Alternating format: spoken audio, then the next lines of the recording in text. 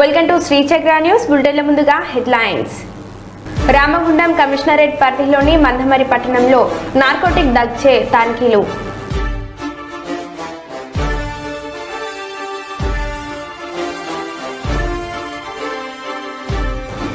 పెద్దపల్లి జిల్లాలో మరోమారు కొరడా ఝుల్పించిన ఆర్టీఓ డిపార్ట్మెంట్.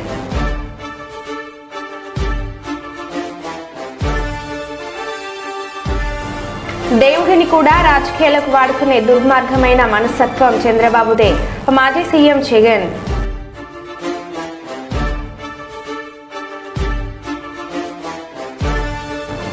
చంద్రబాబుపై మండిపడుతున్న టీడీటీ ఉద్యోగులు. రాబోయే పట్టభద్రుల ఎమ్మెల్సీ ఎన్నికల కొరకై పట్టభద్రుల ఓటర్ నమోదుపై అవగాహన.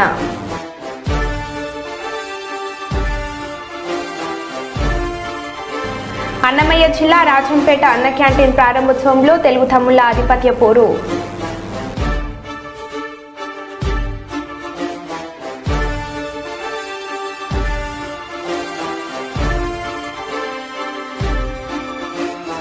ఇక వివరాల్లోకి వెళ్తే, అన్నమయ్య జిల్లా రాజంపేట అన్న క్యాంటీన్ ప్రారంభోత్సవంలో తెలుగు తమ్ముల ఆధిపత్య పోరు. రాజంపేట పార్లమెంట్ అధ్యక్షుడు జగన్మోహన్ రాజు, స్థానిక ఎమ్మెల్యే అభ్యర్థిగా పోటీ చేసిన సుగవాసి సుబ్రహ్మణ్యం వర్గాల మధ్య తోపులాట. అన్న క్యాంటీన్ రిబ్బన్ కట్ చేసే విషయంలో ఇరు వర్గాల తోపులాట. కత్తెరని లాక్కొని ప్రారంభోత్సవం చేసేందుకు ప్రయత్నించిన ఇరు వర్గాల పార్లమెంట్ అధ్యక్షుడు జగన్మోహన్ రాజు చొక్కా పట్టుకున్న సుగవాసి వర్గీయులు.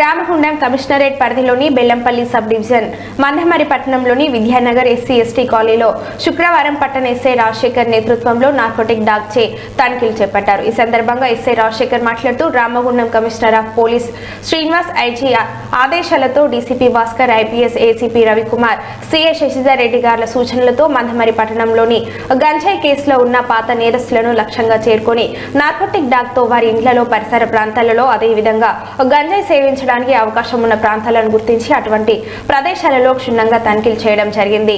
మరియు బెల్లంపల్లి ఏసీ గారి ఆధ్వర్యంలో ఈరోజు ఒక కార్యక్రమం చేయడం జరిగింది. ఈ యొక్క డాగ్ అనేది గాంజాయి, తర్వాత డ్రగ్స్, నార్కోటిక్స్ ఎటువంటివి ఉన్నా కూడా గుర్తుపట్టి మనకు నేరస్తులు గుర్తించడానికి అవకాశం ఉంటుంది. తద్వారా మనం గాంజా రహిత సమాజాన్ని సాధించడానికి అవకాశం ఉంటుంది. ఆ ఉద్దేశంతో ఈరోజు మందమరి పట్టణంలోని ఎస్సీ కాలనీలో సోదాలు చేయడం జరిగింది. ఇట్టి సోదాల్లో ఇప్పటివరకు అయితే ఎటువంటి లభించలేదు. కానీ ఇది సోదాలు ఇలా కొనసాగుతూ ఉంటాయి. పాత నేరస్తులపైన నిఘా ఉంటుంది. తర్వాత ఈ ద్వారా ప్రజలకు చెప్పే విషయం ఏంటంటే, ఎవరైనా గాంజా గురించి కానీ నార్కోటిక్స్ గురించి సమాచారం ఉన్నట్లయితే పోలీసులకు తెలియజేసి గాంజా రహిత సమాజంలో వాళ్ళు కూడా పాలు పంచుకోవాలనే విధంగా కోరుకుంటున్నాం. Thank you. 1 కేజీ ఆవు నెయ్యికి 320 రూపాయలు ఇలా వస్తుందని మాకు డౌట్ వచ్చి టెస్టింగ్ చేశాం అని శ్యామలరావు ఈవో టీటీడీ అన్నారు. అన్వయబుల్ రేట్స్ ఇప్పుడు గీ సప్లై చేయాలంటే, ప్యూర్ గీ కౌ గీ సప్లై చేయాలంటే దానికి ఒక వైబుల్ రేట్ ఉంటుంది. ఎవరు కూడా ఫ్రీగా సప్లై చేయరు. సప్లయర్స్ ఎవరు, వాళ్ళకి బిజినెస్. అది 320 రూపాయల నుంచి 411 రూపాయలు కేజీకి ఉన్నాయి. అంత తక్కువ రేటులో ఎలా సప్లై చేస్తారు అనేది చూస్తే, ఎవరు కూడా ఆ రేటు చూస్తేనే మనకి ఇది ప్యూర్ గీ సప్లై చేయడం వీళ్ళు కాదు అనేది ఎక్స్పర్ట్స్ కూడా చెప్తున్నారు.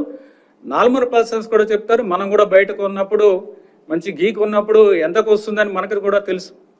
బయట ఎంత రేటుకి మనము ఎంత రేటు పెట్టాల్సి వస్తుంది క్వాలిటీకి కొనుక్కోవాలంటే మనకు కూడా తెలుసు. అలాంటిది అంత తక్కువ రేటుకి కొనడం వలన అక్కడే మొదటనే మనకి దెబ్బ. అంటే అంత తక్కువ రేటు పెడితే ఆల్మోస్ట్ మనము ఒక క్వాలిటీ మీద అంత అంటే కంట్రోల్ ఉండదు. వాడు ఇచ్చేది మనకి ల్యాబ్ లేదు, మన ఓన్ ల్యాబ్ లేదు, మనం బయటికి పంపించము, రేటే చాలా తక్కువ.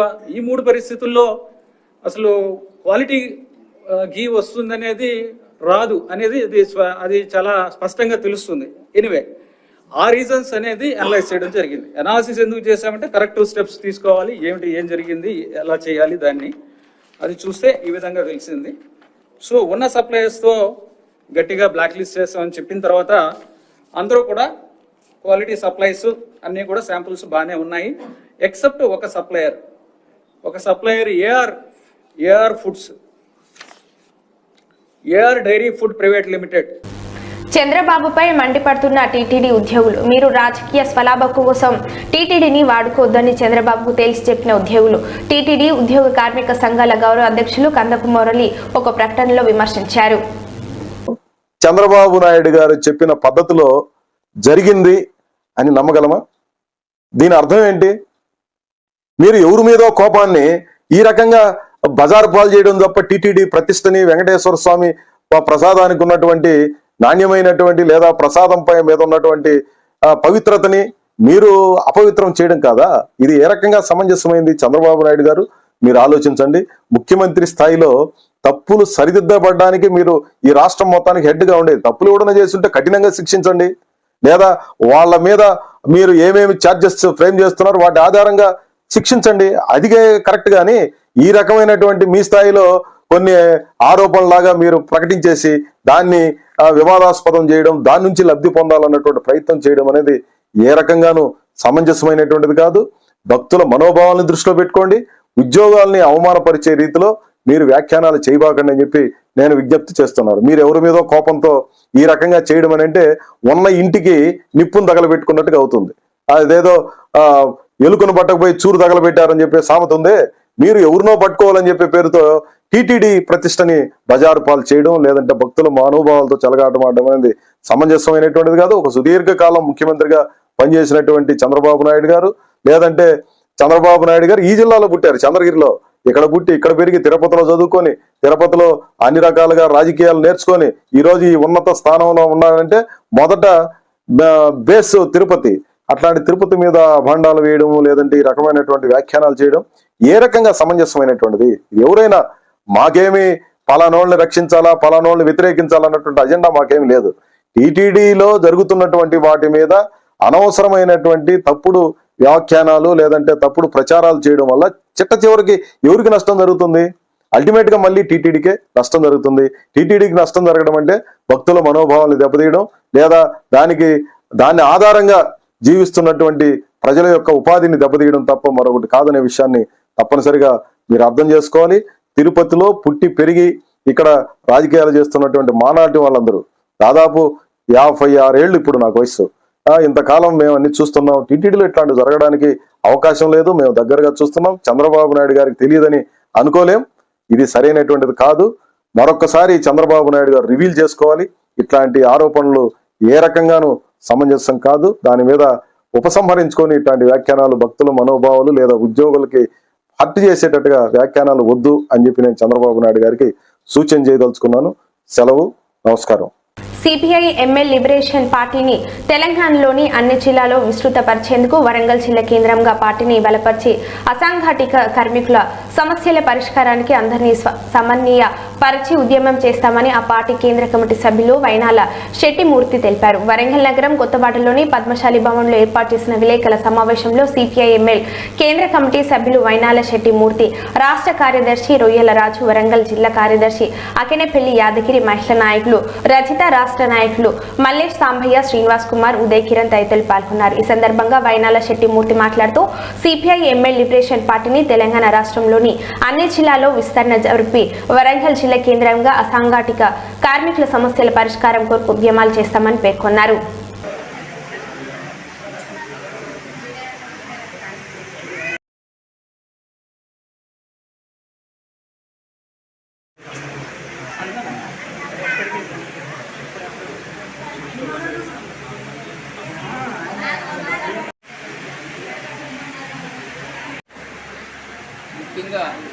ఇప్పటికే తెలంగాణలో 4 జిల్లాల్లో జిల్లా లీడింగ్ టీంల ఆధ్వర్యంలో పార్టీ కార్యక్రమాలు కొనసాగుతూ ఉన్నాయి.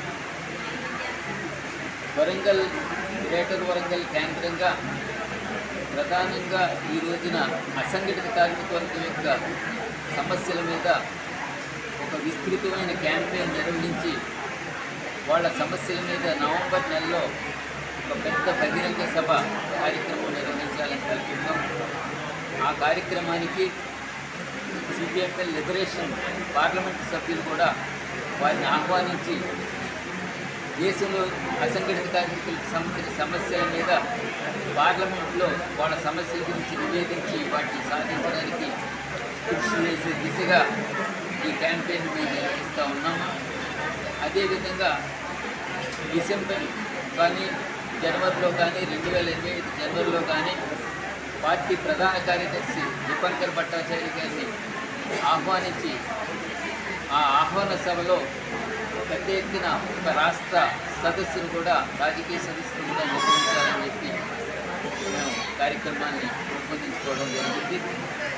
తెలంగాణ రాష్ట్రం విప్లవాల గడ్డ 46 నుంచి 51 వరకు జరిగిన తెలంగాణ రైతాంగ సాయుధ పోరాటం, ఆ మహత్తర త్యాగాలు, ఆనాటి లక్ష్యాల కోసం ఇప్పటికీ కమ్యూనిస్ట్ ఉద్యమం రాష్ట్రంలో కొనసాగుతూనే ఉన్నది. ఇటీవల కాలంలో వామపక్ష ఉద్యమం బలహీనపడినా తిరిగి ఆ ఉద్యమాన్ని మరింతగా అభివృద్ధి చేయాల్సిన బాధ్యత వామపక్ష పార్టీల మీద, ముఖ్యంగా విప్లవ పార్టీల మీద ఉన్నది.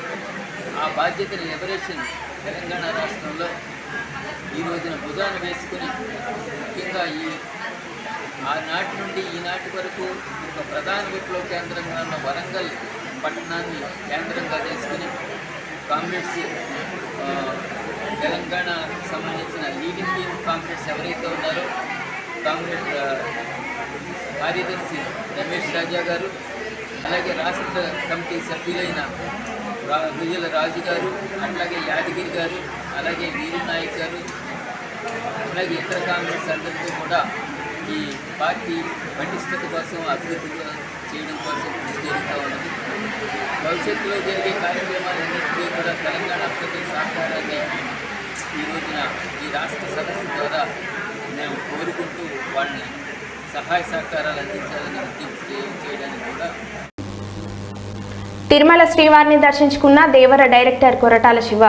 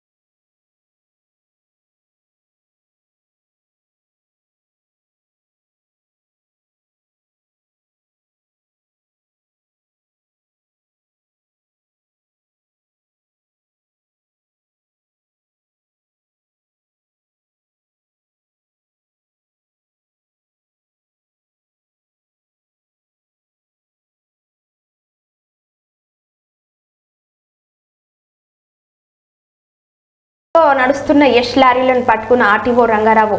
పెద్దపల్లి జిల్లా కేంద్రంలోని ఓవర్లోడ్తో నడుస్తున్న 21 లారీలను పట్టుకున్న పెద్దపల్లి ఆర్టీఓ రంగారావు.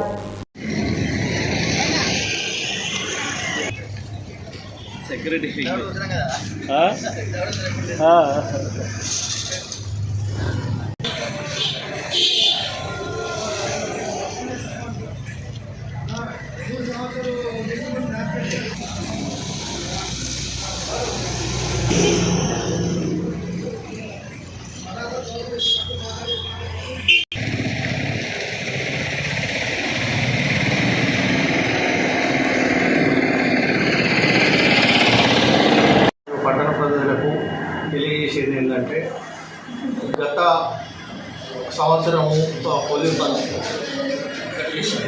జిల్లా ప్రజలకు తెలియజేసేది ఏంటంటే రోడ్డు మీద ఈ ఫ్లై యాష్ గత 6 నెలల కింద ఓవర్లోడ్ బాగా పోతున్నాయన్న కంప్లైంట్ మీద అప్పుడు ఒక 50 బండ్లు మనం కేసులు నమోదు చేయడం జరిగింది. ఆ తర్వాత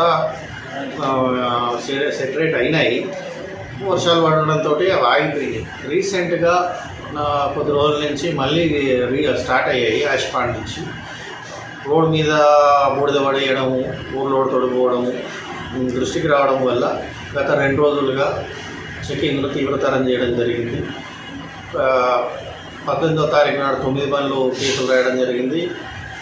నిన్నటి నుంచి ఇవాళ వరకు మరొక 12 బండ్లు కేసులు, అంటే మొత్తం 21 బండ్లు ఓవర్లోడ్తో కేసు నమోదు చేయడం జరిగింది. వారి మీద యాక్ట్ ప్రకారం ఏముందో అది ఫైన్ చేస్తాము, చర్య తీసుకుంటాము. అట్లనే ప్రతి ఒక్కరికి అంటే ఇసుక కానీ ఫ్లై యాష్ కానీ ప్రతి ఒక్కరికి తెలియజేసిందంటే సామాజిక బాధ్యతగా తీసుకొని ఎవరి కళ్ళల్లో కూడా అది తుమ్ము పడేయడము, ఇసుక పడేయడము, టర్పాలిన్లు చక్కగా కట్టుకోండి. మీ వ్యాపారం మీరు కరెక్ట్గా చేసుకోండి, ఎటువంటి సమస్యలు ఉండవు. అంతేగాని రోడ్డు మీద ఎక్కువ భారీ స్థాయి ఓవర్లోడ్ వేయడము, రోడ్డు మీద వారపోసుకుంటూ పోవడము, ఇదంతా ప్రజలకు వేరే వాళ్ళకు అంటే మీ పక్క వాళ్ళకి నష్టం చేసిన వాళ్ళు అవుతారు. దయచేసి అటువంటి పనులు చేయకండి. మా వల్ల కేసుల బాధితులకు గురికాకండి. కర్నూలు జిల్లా గూడూరు మండలం నాగాలాపురం గ్రామంలోని సుంకలమ్మ పరమేశ్వరి అమ్మవారిని ఎంపీ బస్తిపాటి నాగరాజు దర్శించుకున్నారు. దర్శనార్థం ఆలయానికి విచ్చేసిన ఎంపీకి స్థానిక టీడీపీ నాయకులు, గ్రామ ప్రజలు స్వాగతం పలికారు. సుంకలమ్మను దర్శించుకున్న ఆయనకి అమ్మవారికి ప్రత్యేక పూజలు నిర్వహించారు. అనంతరం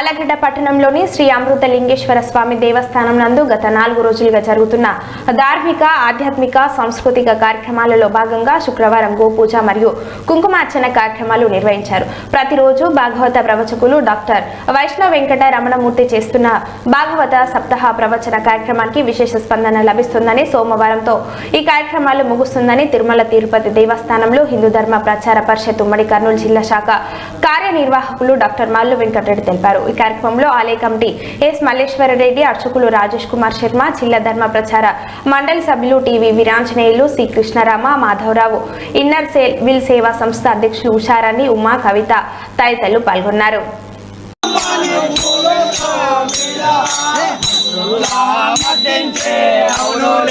చౌడమ్మ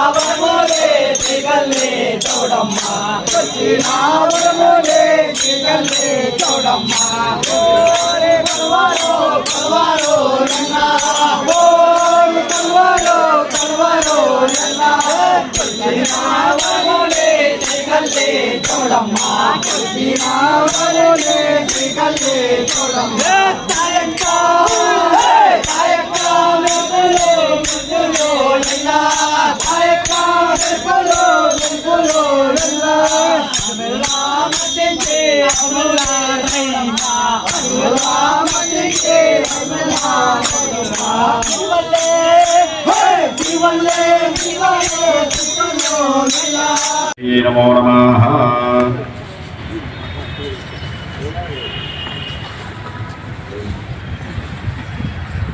గోలక్ష్మీయై నమో నమః. గోమాతాయై నమో నమః. సర్వదేవతామావాహయామి స్థాపయామి పూజయామి మమ అభిముఖీ కరోమి. గో దేవతా ప్రీత్యర్థే గో ఆరాధన ఆవాహ షోడశోపచార పూజాం చ కరిష్యే. ఓం గో మహాలక్ష్మీ నమః. మాంగళ్యలక్ష్మీ నమః. ఓం సర్వాభీష్టప్రసన్నీ నమః. సర్వమంగళాయై నమః. సర్వాభీష్టప్రదాయకాయై నమో నమః. శ్రీ మహాలక్ష్మీ దేవతాభ్యో నమో నమః. ఆవాహయామి స్థాపయామి పూజయామి. రూపం వెలిగించుకోండి. సాంబాలంలో ఉన్నాయి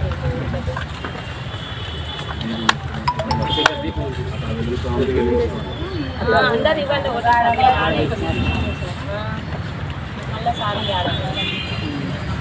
ఒకటి అన్ని ఒకటే అందరూ ఒకే వస్తువుని మళ్ళీ అందరూ ఒకేసారి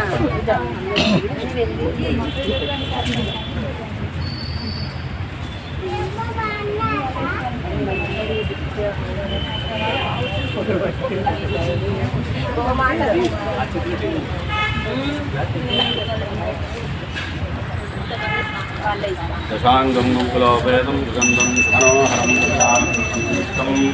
వెనకనేమ్మా వెనకనే అందరూ పట్టుకోనమ్మా.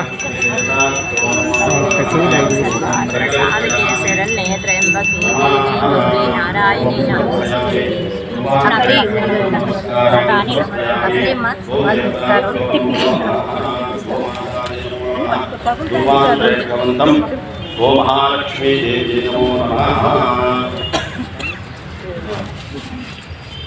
బచ్చీలు అక్కడ పెట్టేయండి. ధ్వజం దగ్గర పెట్టేయండి.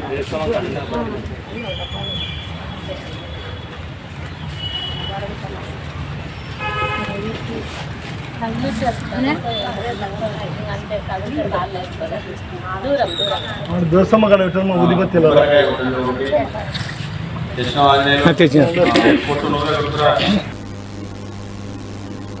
లేపాక్షి సంస్థకు చెందిన కళాకృతులు కలంకారీ వస్త్రాలు పరిశీలించిన ఉప ముఖ్యమంత్రి పవన్ కళ్యాణ్.